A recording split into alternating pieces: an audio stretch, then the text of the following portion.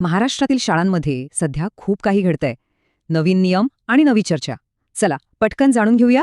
सगळ्यात मोठा गोंधळ, शाळा एप्रिलमध्ये सुरू होणार की जूनमध्ये? सगळ्यांनाच हा प्रश्न पडलाय नाही का? तर उत्तर मिळालंय. शिक्षण विभागाने स्पष्ट केलंय की शाळा नेहमीप्रमाणे जूनमध्ये सुरू होतील. महाराष्ट्रासाठी तारीख आहे 15 जून आणि विदर्भातल्या शाळा 1 जुलैला सुरू होतील. पण मग हा एप्रिल की जून हा वाद सुरूच का झाला होता? चला त्यामागचं कारण समजून घेऊया. विचार असा होता की सीबीएसई सारखं आपलं ही शैक्षणिक वर्ष एप्रिलमध्ये सुरू करावं, पण जूनची सुरुवात आपल्या हवामानाला जास्त सोयीची पडते. काही शिक्षकांचं म्हणणं आहे की बदल सुरुवातीला अवघड वाटेल, पण अभ्यासक्रमाच्या नियोजनासाठी तो चांगला आहे. पण दुसरी बाजूही तितकीच महत्वाची आहे. एप्रिल मेच्या कडक उन्हाळ्यात, खास करून पत्र्याच्या शाळांमध्ये शिकणार कसं? आणि खरंच हा मुद्दा खूप गंभीर आहे, कारण उन्हाचा थेट परिणाम मुलांच्या आरोग्यावर होतो.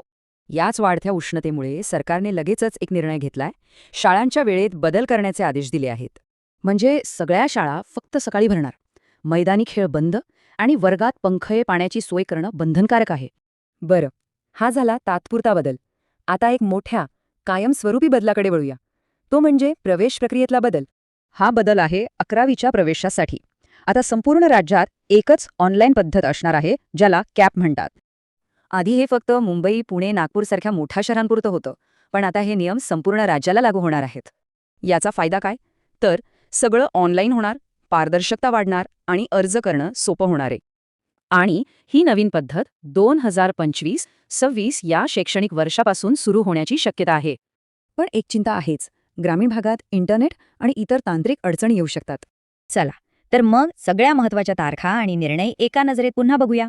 शाळा सुरू होण्यापासून ते प्रवेशापर्यंत या सगळ्या तारखा खूप महत्त्वाच्या आहेत, लक्षात ठेवा.